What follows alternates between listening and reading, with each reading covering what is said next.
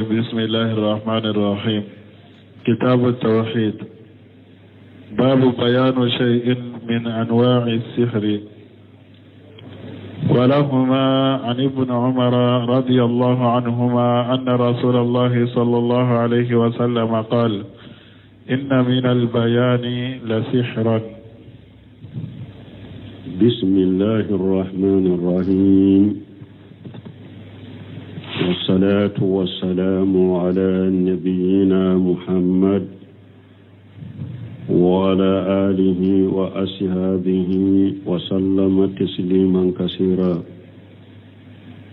سبحانك لا علم لنا إلا ما علمتنا إنك أنت العليم الحكيم. أستغفر الله الذي لا إله إلا هو الحي القيوم وأتوب إليه. اللهم انفعنا بما علمتنا وعلمنا ما ينفعنا وزدنا علما. بي أرابا سوي هجريا باكلي أني كمناني أني بناني أني وورو سهر الزول هجا من هجريا سانكالو تاني فلنا بيسمين يوم مغاني كنونتوناي. ميلاد النصارى كجاتي بافلاني مغا أني دورو سانكالو ورونا بيسمين يوم مغاني دوروناي. أمبي دورا بمو مسجد رجاق وأمبوكونو درس بي على الإمام الشيخ محمد بن عبد الوهاب أكا كتاب كونو كتاب التوحيد بوندامي ناكو كفين دو بانجي كا دبالين نوني يو دو بانجي درسو دو تمنان بلو بونداين كونو بيرو من كرنا أنكا ولهما أن ابن عمر رضي الله عنهما أننا بغار المسلم بلو كابو عبد الله بن عمر بلو لك جيكابو فرابيما أن الرسول الله صلى الله عليه وسلم قال كو ألك تيدي ألك تنونا كسيباكا كو إن من البيان للشهرة ko walalini nenjiya do be dabali de do ni walalani min fule ninye doni kiba ko yala ni fora de ko walalali do be nenjiya do be dabali do a fora ni lagosili de wa ube lanyine de walalini nenjiya do be dabali de ra fora ni tanuni de doni ko ka kuma fula bala me kuma sabati lenye minye komi Sheikh Ibn Usaymin rebina faranfansiya sarahu kono nenjiani wala li chogo ya fula de do wala ni mi ni betinya de bange ka tinya wala ka bange mogoye otanune de do nini mogo min kan ni njiya ni ka balaga ni ka rabu kan doni ni ka wala ni na be galon defali de ka wala gosilende wala ni ne on njiya ibe bidiyere ka ibe haklina jengene de do ka iba ke kai ne njiya ode ka wala ni ko de ka puru mogo ko sabati mogo ye donc oye lagosilendo o lagosile wala ri sugu no nenja sugu lagosilendo donc nin jogo ya fulade munna nenja ni wala li kera dabali noni ya doye dabali be hadamade hakili yelema dabali ibe sika hadamade hakili yelema ni dabali bonenjia ka kanani wala li na make cinya ka be hadamade hakki abu duskun jengede dabali be hadamaden dusukun mile ka hakili yelema nenjia fana be hadamaden dusukun yelema de ka hakili nyenama wode ya to akera dabali noni ya doye qawluhu inna min al-bayan inna harfu tawkid ينشب الاسم ويرفع القبر ومن يهتمل أن تكون للتبعيد ويهتمل أن تكون لبيان الجنس من فلان أبسكك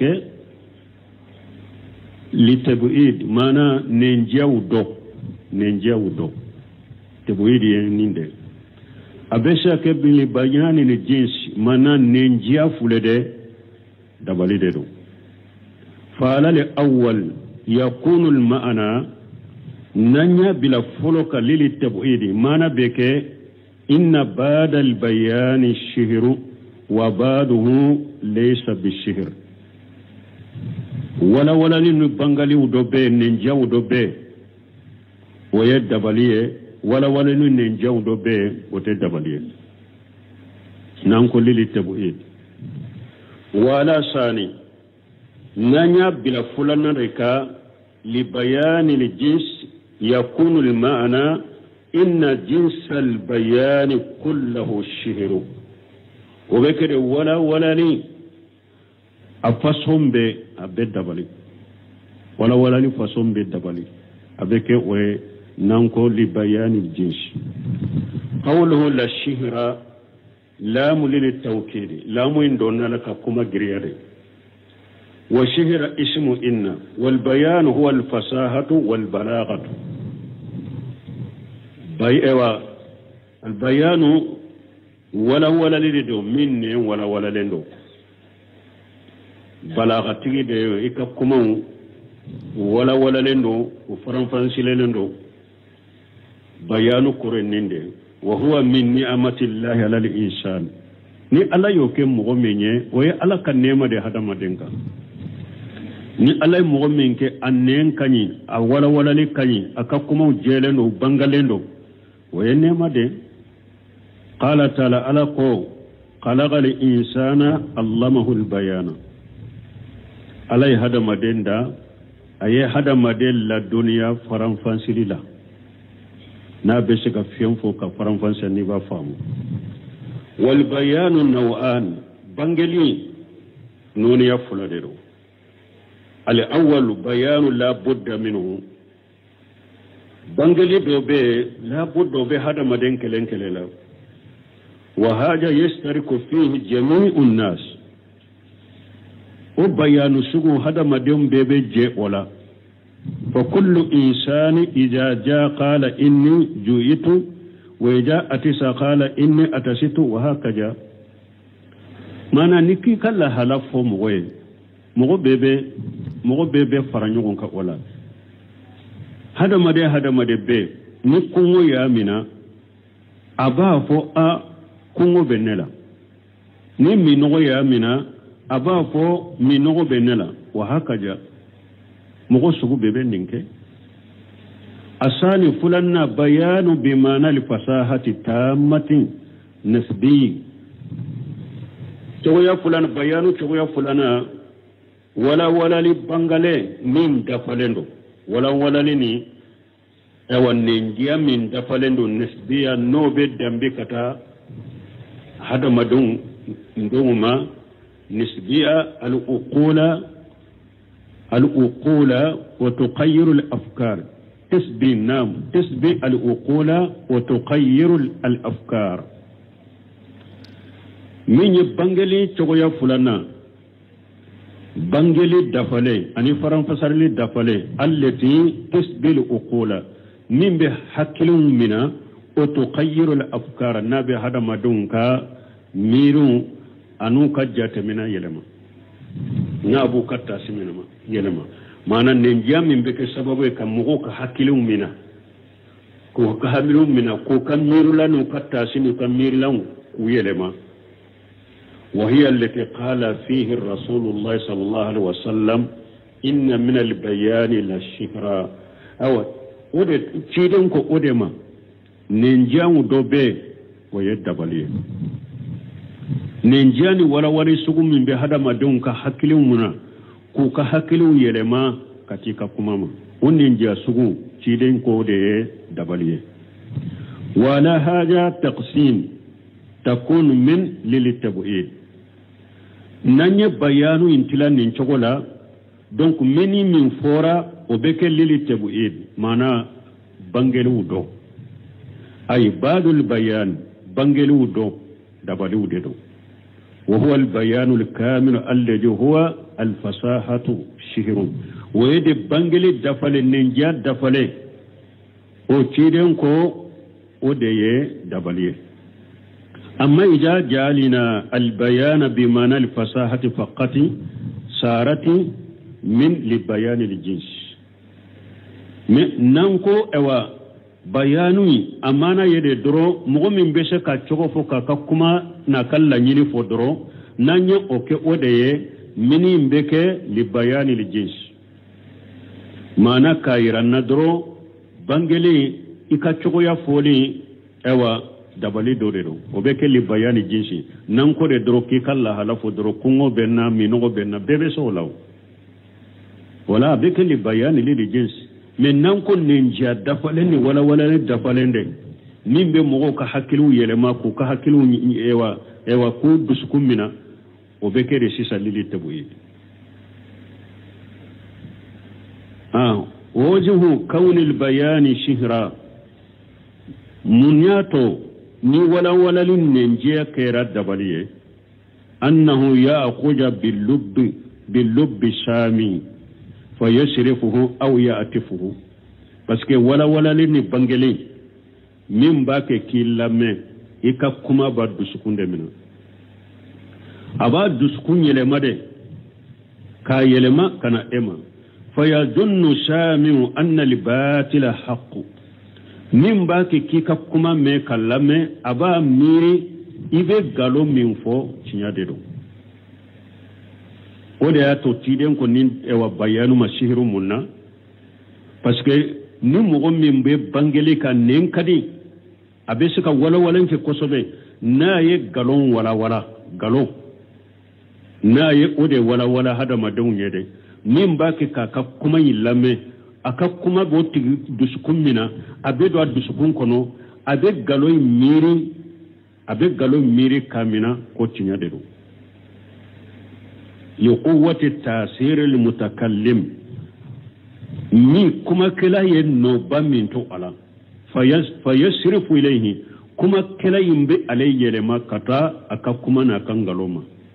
ولهذا نند قصو إذا أتى إنسان يتكلم بكلام معناه باطل ni kuma kela don nana manna be kuma ni kuma yekuma mi mana yengalonye لكن لقوة فصاحته وبيانه يشهر السامع حقا يشهر سامعا حقا نكما كلا دونانا أبين غالون دكا بكما دوفو كما من مانا ينغالوي مني أننجيان نان كدي أبين ولا كي كوسوبي كيالا أبا لملكلا أبا دبالي أكما ينبا كاللملكلا دبالي كيالا فيصرف إليه أبلا ملك لين يلما كان يرما وإذا تكلم إنسان بليغ يهجر من الحق ni mogo fana kumana mogo min ni kuma kala ngana do na be mogo bali kiyama wali fasahatihi wa bayanihi aka ewa nenjein koso na ka bangale koso ya junnu sami'u anna haja li haqq batilu donc lameli kila ba jatemina konnin cinya min fule ninye ngalon de do ma do ba ka kuma famu ni mogo min na nen kadi kuma kala ngana do na mogo do ma ebe cinya de kade min na yi baga cinya yimma ni nen jamin bala bese wala minna bese ke bangeli minna na ye cinya la goshiyede e yere min ba ke kala me be cinya jatemina ngalon cinya imbe ki bolon ngalonde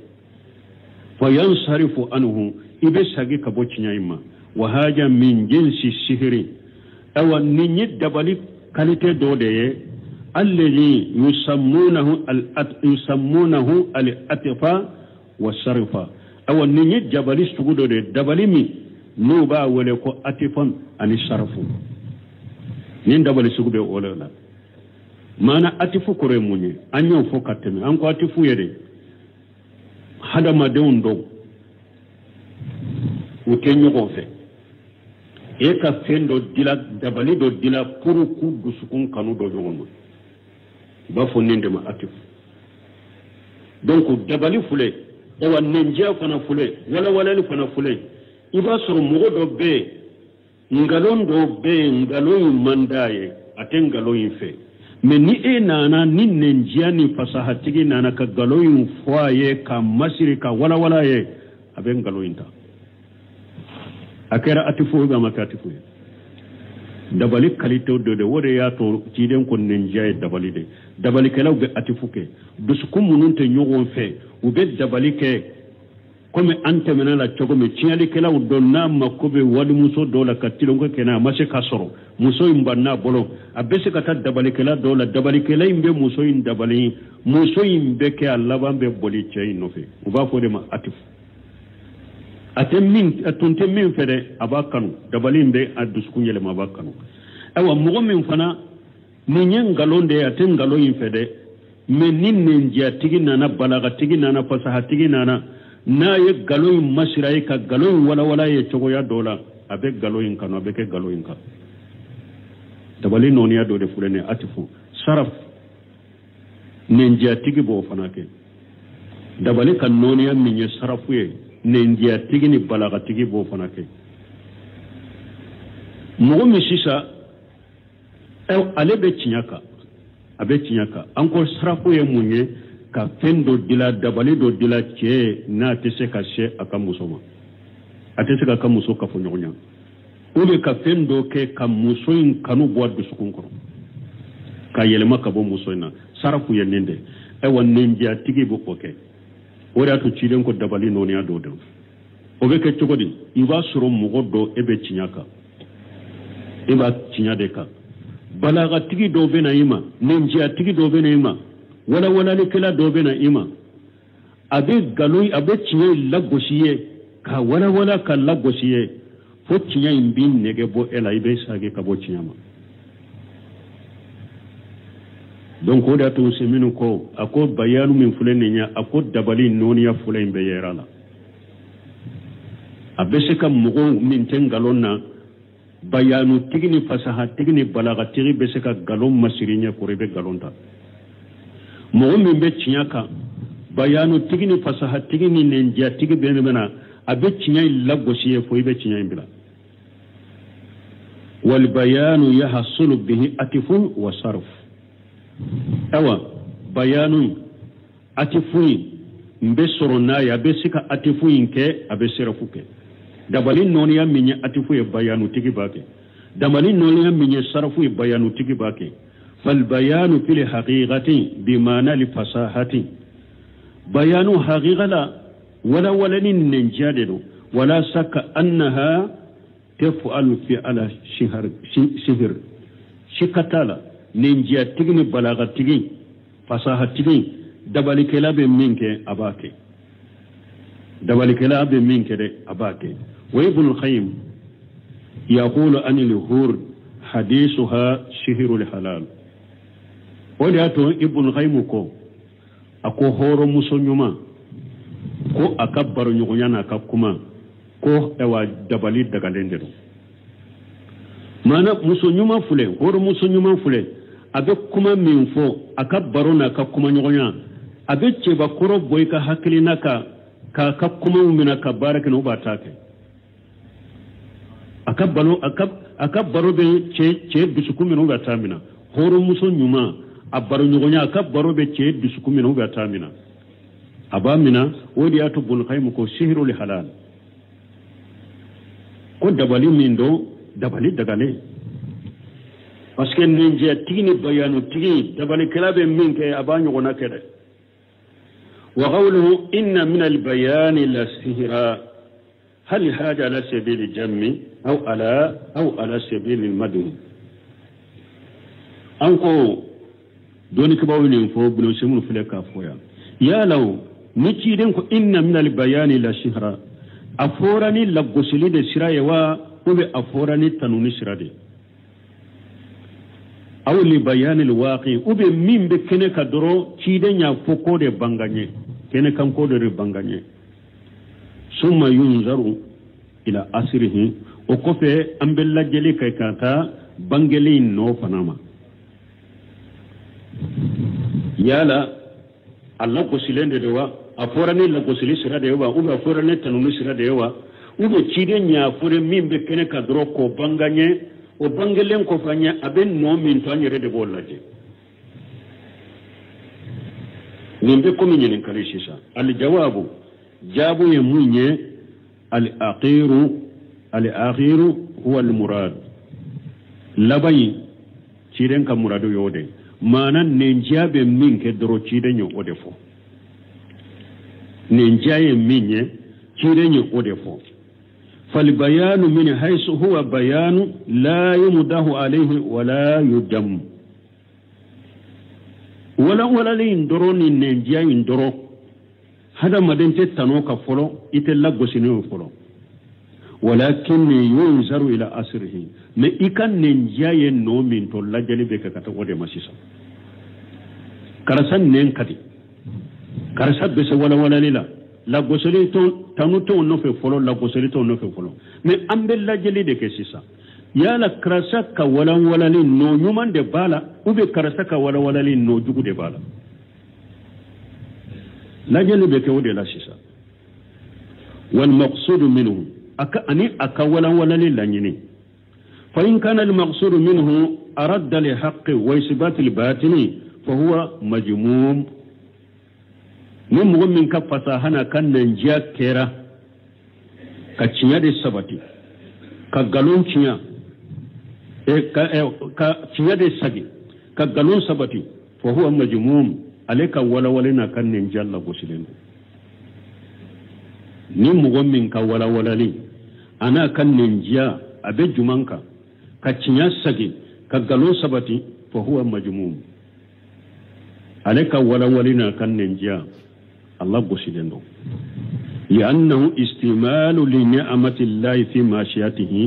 باسكو عليه على كان نعمة بارا نيغونيا على سوسو ديلا عليه تعالى بوسيدندو وإن كان المقصود منه إثبات الحق وإبطال الباطل فهو ممدوه من مؤمن كولا لنا كان ننجا يدي كتشيا سبتي كغالون تشيا aleka wala na kan ninja atanunendo aleta atanunendo tuma mun yesu salih fawzan ko ngani nyinin kan ninna yala inna min al bayani la shihra tanunide do be la gosiri de do ako adobe tanunide do adobe la gosiri de do ni mo min taye de kuma fule ya chogomi ka ngalo ka ode sadi kacinya sagi ka galon sabati ni mo mo kan nja kera na ka wala na ka balaga na ka luwa domba na karabu kan doni kera oyde ale karabu kan doni na ka luwa doni na ka balaga Allah gosilende do ay hadisa do na tani Abdullah ibn Umar anna Allah azza wa jalla yubqidu li baligha min ar-rijali alladhi yatakhallalu bil lisanihi takhallul al-baghirati باللسانها شهيه أبو داود وجاني ينين حديثنا تجاولا أكو عبد الله بن عمرو أكا حديثا دوننا كو ألا مسمين كبكور تالينو كو ألا بلاغ تيجين نينجا تيجين كو ألا بوكو nimba anne yelema adakono akakuma foto na benani balagawni arabu kambawni lugha bawye aben ne yelema dakono komi ni baga be anne yelema dakono dumuni diya kama chogomi ni mo sugu ko ala bo kode ni mo sugu ala bo kode na abe kuma ka cinya ka galon sabati ka ewa lugat don baga ya min ba lugat doni min bala balaga doni min bara arabu kanni doni min bala fo aba ne yelema dakono komi ni baga be ka dumuni do dakono dumuni dia ko so aba ne yelema dakono chogomi ni fana be ne yelema dakono ni chogora puruka ewa balaga bawnate ka luga bawnate ni puruka ewa cinya fana cinya kangalun sabati hakrina jugun bidiya ka sabati ala ben nintigi ko hadisa wore nana ko hadisa wore nana uluta bolo sarahula de nyen uluta salu fawzan ka kuma de la hadisa wore na ko hadisa wore nana ciden ko halakal mutanatti'una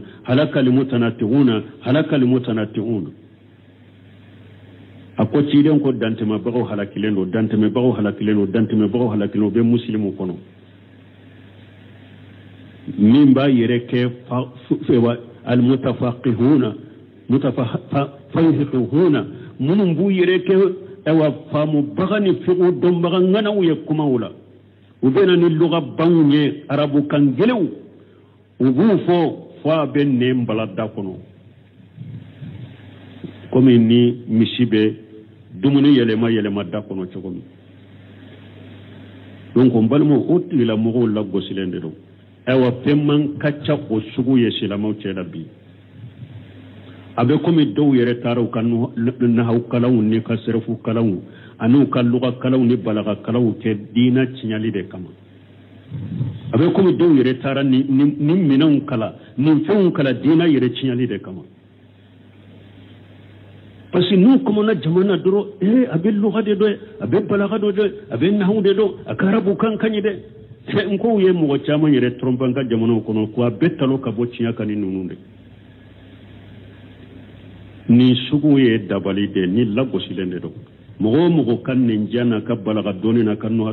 doni na ka ewa arabu kan doni na bake kan galonde masiri hada madaw nyekoro ku sage ka bo cinyama ale kan ne wala na kan ne jani ka arabu kan doni min funen ya lago silende do atanwete ale ta lago silende do وإذا كان البيان يستعمل في طاعة الله وفي الدعوة إلى الله فهو خير من الأي نبانجلي كرا مؤمن كولا لنا كبانجلي نابك كبارك ناي على بطودرا أني كبارك نا كدعوة كتألما فهو خير من الأي ألا تكني كتم مؤمن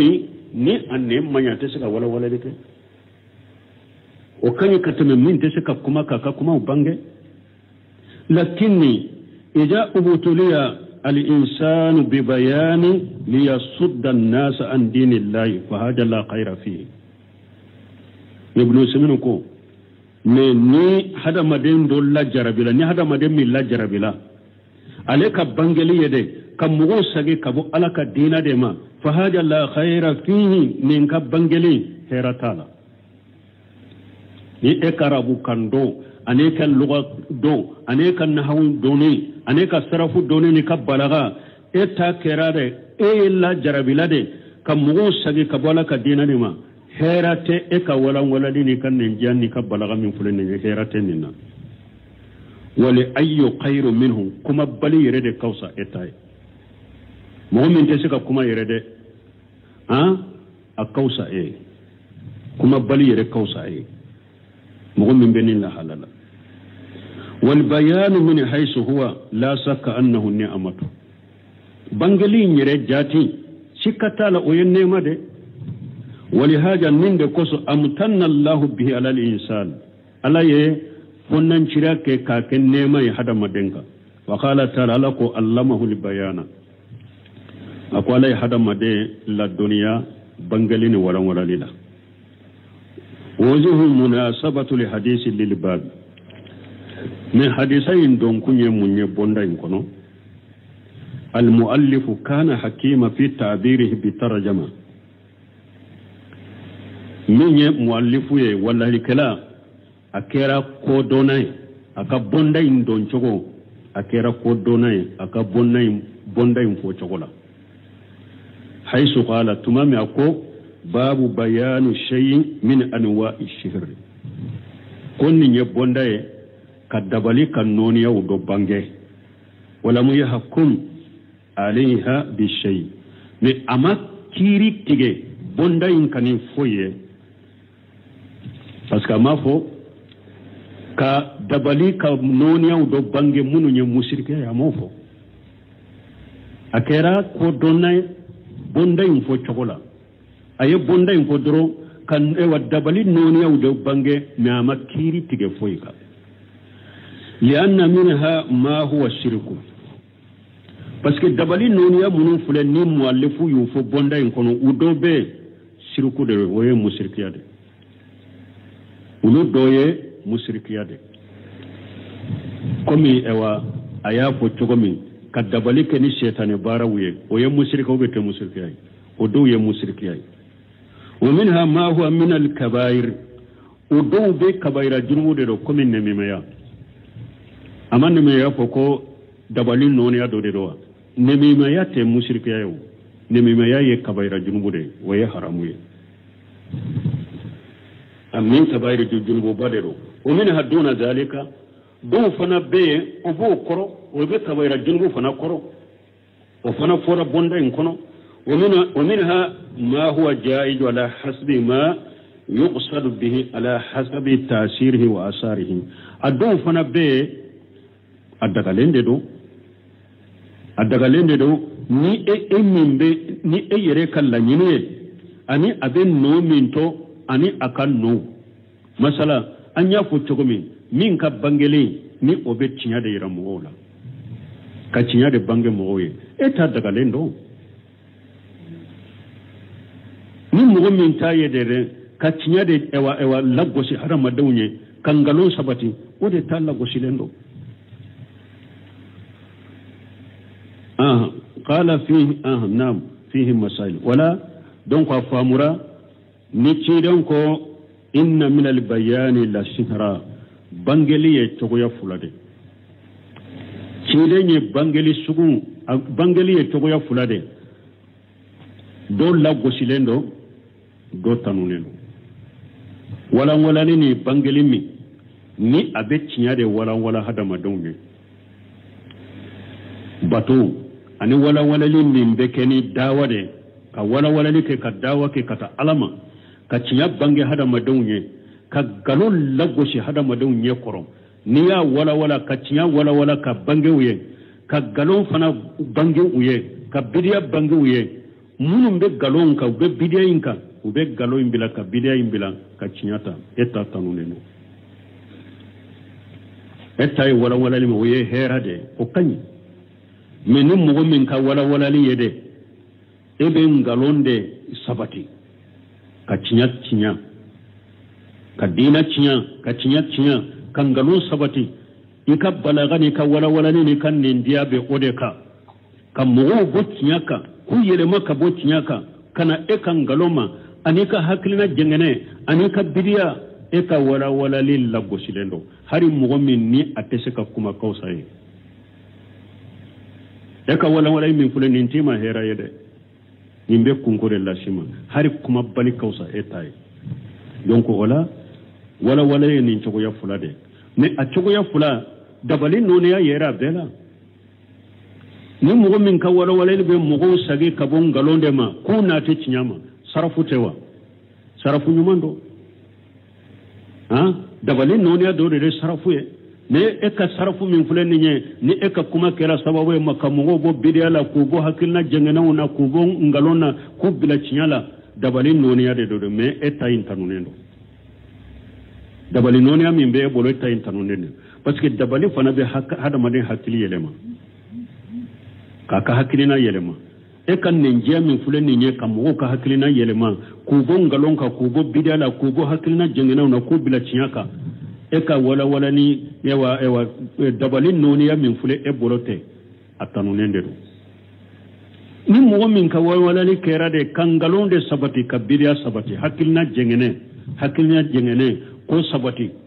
eka ewa fili sabati mogoye ku bocinya ka ku bila eka fili ni kangalon ka ni ka hakina jengene ka eka wala ni dabali sugu ya min do Allah gosilendo dabali noni ya min to ko atfun eta ye ode Allah gosilendo ka mogo bo u kacinya ka ku yele makana e mai kangalonga dabali noniya min to ye atifu obe e bolo ika dabali noniya mi ube e ka dabali noniya minye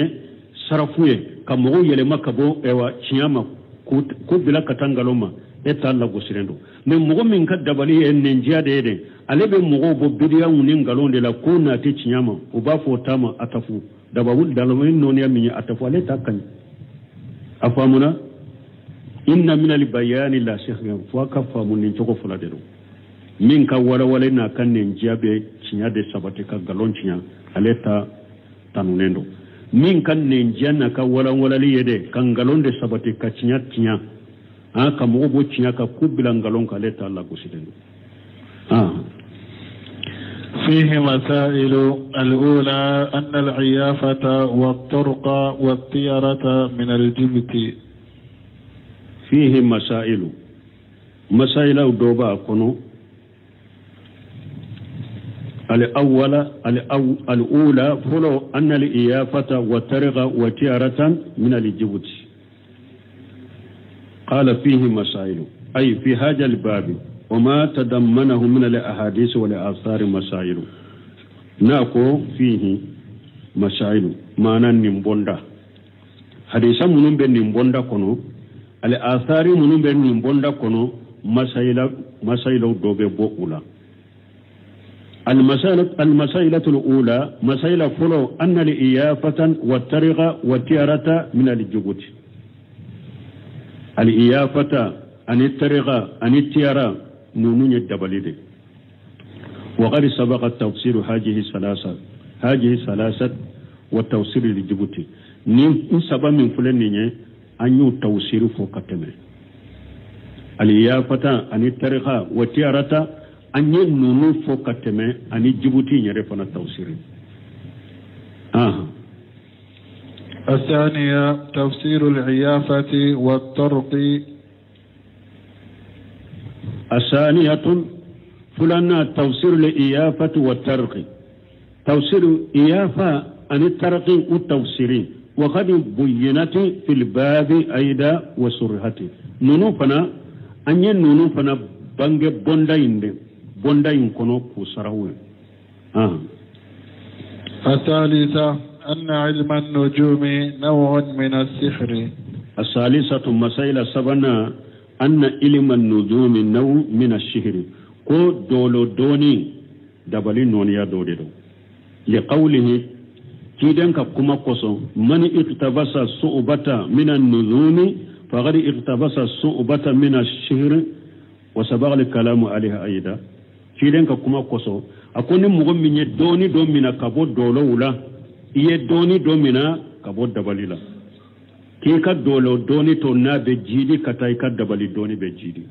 donc anyo fana fo kateme wala oya yiranna ko dolo doni sugumundo ni ko munum be ke dugu koloka ko yinini dolo doni ube ko dogolew ko lu foni dolo doni o dolo doni sugu dabali noni adedo. الرابعة العقد مع النفس من ذلك. الرابعة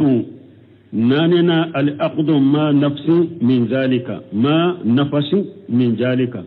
أو تفسري أني نيبت توك تفكونه تفسري أني نيبت تولي منك تفكونه وفنا بدبلي نونيا دلا لقول لحديث أبي هريرة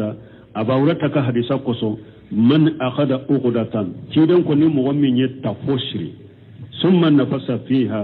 وكفي يتوكي أكونوكا إكا كيلوشو كلا أكونو فقد سهر يد بالك كبا وقد تقدم الكلام ولا ذلك أن يكما كي نفنك كتمي. الخامسة أن النميمة من ذلك. الخامسة دورنا أن النميمة من ذلك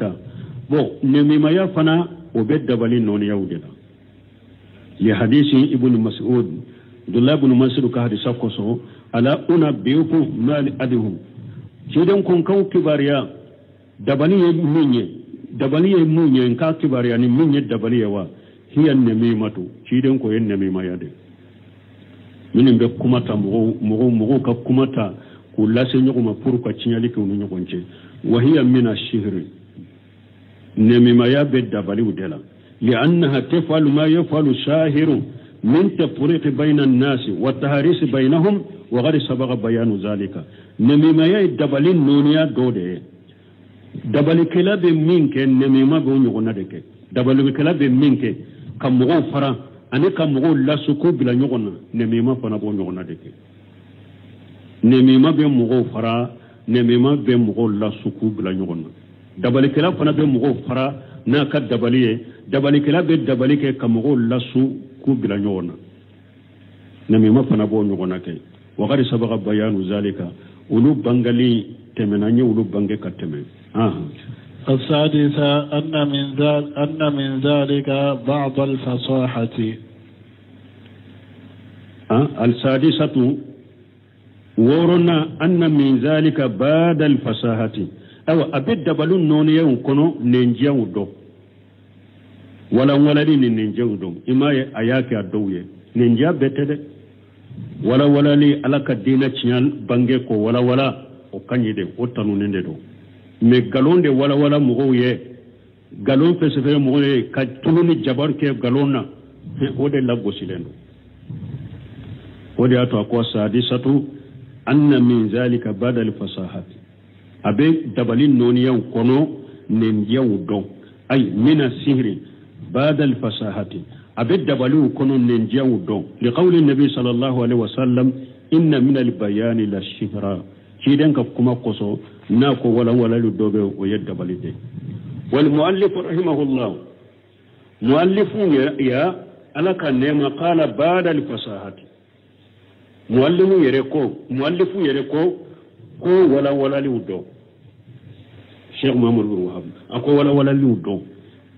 istidlala bi qawli sallallahu alaihi wasallam inna min al bayan ayaka dallake munye muallifun na ko bangalu do wala lu do dabalin noniya de do aka dalila boyoro ya jumaye ni cidin ko min al bayan li anna min huna inda al muallif lil tab'id parce que min muallifun bolo lil tab'id ado dabalu e wannen jewu do wajhu kauni zalika min ash-shihri aw dawa min jewu do kera dabali ya chogodi أن اللسان البليغ جيل بياني بس مغمي ني أكاكما سيلين دا داما ولا لدا ني أبي بانجلي كلادو قد يصرف الهماما أبي هذا ما دون كلا يننو كحمنا كو يلما وغد يلهب الهماما بما عنده من الفصاحة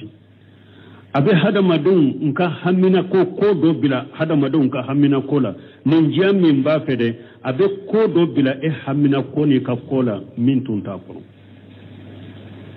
oliya ton ninjia do kera dabaliye donc parce que abe fendo do bili duskunda ka fendo do bila ika ewa hamina kola ika hamina ko aba yele made kana yerema wodi ato be Cheikh Sal Fawzan be kuma ni naka kasiti ojo dola minye ewa sarahu sunna li bari bahari asrahula ako ewa ibe wakati mina janko ka wakati ako niye mugo ye akera baliga e chogo akera lugoti ke chogo akera bon kan donne chogo abe kuma min fo akan ninjain kanita ka kuma mina de ako janko ambe wakati laba minna aka kuma boyoro do yefula ayen nin kuma min fa delila e juma kuma in delila be yoro juma qur'ana la kuma in delila e yoro juma ciren ka sunna la aye kuma in bo mi don nin kuma fo na ya fo afo ko be de nyin iko be de nyanyini me kana tele ko mo kuma na bi doro ko nen kada be arabu kamme be luga me abe nahu babolo sarafu doni babolo akuma na doro ina giraka ka diga ka kamina ka barake nay ni mo bila ambe wakati laba minna depuis so may beta nyaman nenja kana mo ta bide kuma boyoro de la jadelela de la qur'ana ni sunna la ani doni ka baga nyuma munun temena kuma in boyoro la jakulu de la na le yere ka fasahana kan nenja ante menoka mo kana digo ka bide mo chaman yere be filini bide shirawla wulude nodo bi comme wakati seraya bonda kura de benata mbe abilani ala sunna ne la ye wakati wore yiranna subhanaka allahumma rabbana bihamdika ashhadu an la ilaha illa anta astaghfiruka wa atubu ilayk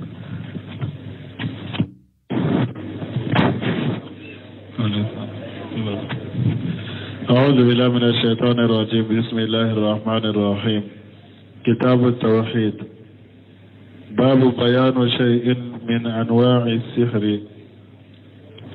ولهما عن ابن عمر رضي الله عنهما أن رسول الله صلى الله عليه وسلم قال إن من البيان لسحرا.